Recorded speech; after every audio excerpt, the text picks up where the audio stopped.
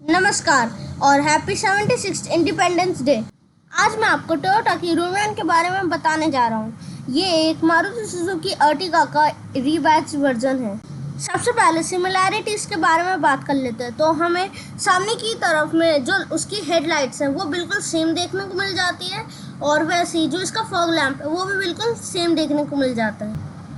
और अगर मैं इसके डोर पैनल्स की बात करूँ तो वो भी हमें साइड से पूरे के पूरे सेम देखने को मिल जाते हैं, और जो इसकी पूरे छत है, जो इसकी रूफ है, वो भी बिल्कुल सेम है। एंटीना की पोजीशन तक हमें सेम देखने को मिल जाती है।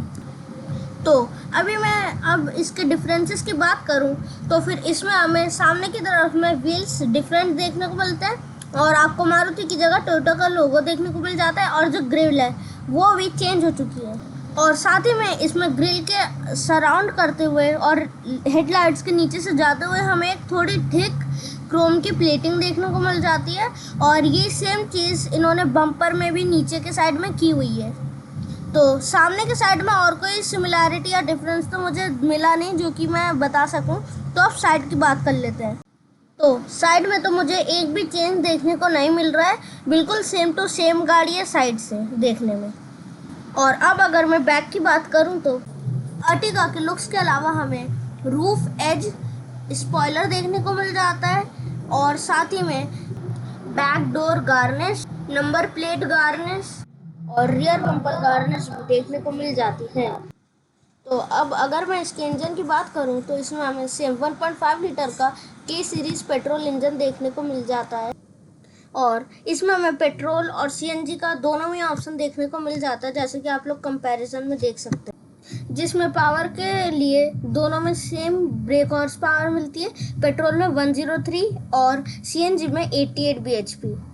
टॉर्क की बात करो तो हमें पेट्रोल में 138 न्यूटन मीटर का देखने को मिल जाता है, जबकि सीएनजी में 122 न्यूटन मीटर। दोनों में ये सेम है। दोनों में आपको मैनुअल और ऑटोमेटिक ट्रांसमिशन देखने को मिल जाएंगे, लेकिन सीएनजी वेरिएंट में सिर्फ मैनुअल देखने को मिलेगा। तो अब अगर मैं माइलेज की बात करूं तो हमें पेट्रोल के मैनुअल ट्रांसमिशन में 20 kmpl का माइलेज देखने को मिल जाता है अर्टिगा और रूमियन दोनों में ही, और पेट्रोल का ऑटोमेटिक में भी 20 किलोमीटर पर लीटर का एवरेज देखने को मिल जाता है अर्टिगा और रूमियन दोनों में। इसका मतलब कि ऑटोमेटिक और मैनुअल दोनों में हमें 1 किलोमीटर का भी डिफरेंस देखने को नहीं मिलता है, जबकि जनरली ऑटोमेटिक में कम मिला करता था, जो कि अब अर्टिगा और रूमियन में ऐसी कोई भी चीज़ देखने को नहीं मिल रही है। और अगर अब मैं सीएनजी की बात करूं तो हमें दोनों ही गाड़ियों में 26 किलोमीटर पर किलोग्राम का एवरेज देखने को मिल जाता है। तो अब अगर मैं इस गाड़ी की डायमेंशंस की बात करूं तो ये भी टोयोटा रूमियन और मारुति सुजुकी अर्टिगा के एग्जैक्टली सेम है।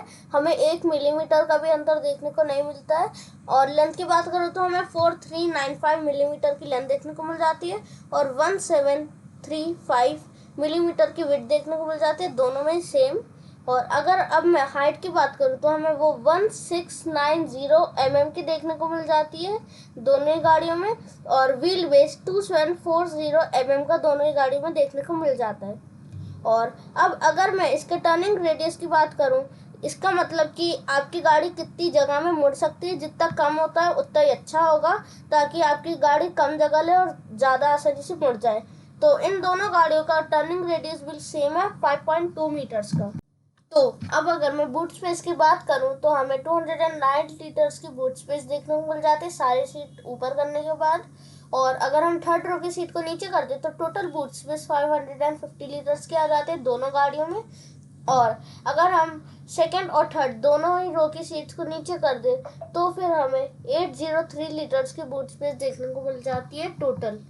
तो अगर अब मैं बात करूं कि कौन से फीचर रूमियन और अर्टिगा में कॉमन मिल जाते हैं, तो पहली चीज़ है टच स्क्रीन। 7 इंच के टच स्क्रीन आपको रूमियन और अर्टिगा दोनों में कॉमन देखने को मिल जाएगी।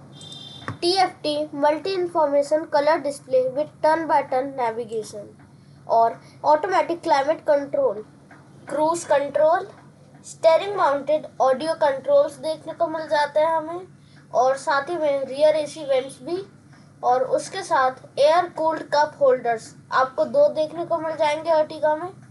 और रूमियन में बस एक सिंगल फीचर मिल जाता है अर्टिगा से एक्स्ट्रा, वो है सुजुकी कनेक्ट, जबकि जो सुजुकी की अर्टिगा है उसमें आपको सुजुकी कनेक्ट नाम का फीचर मिलते नहीं है, और ऐसा कोई भी सिंगल फीचर नहीं है जो रूमियॉन में हो लेकिन अर्टिगा में ना हो इसके अलावा। और ऐसा भी कोई सिंगल फीचर नहीं है जो कि रूमियॉन में ना हो और अर्टिगा में हो। तो अभी अगर मैं कलर ऑप्शंस की बात करूं तो हमें टोयोटा रूमियॉन में पर्ल मेटालिक अनबर्न रेड देखने को मिल जाता है, जो कि अर्टिगा में भी है, और मेटालिक मैग्मा ग्रे अर्टिगा में भी देखने को मिलता है। पर्ल मेटालिक ऑक्सफर्ड ब्लू दोनों गाड़ियों में मिलता है।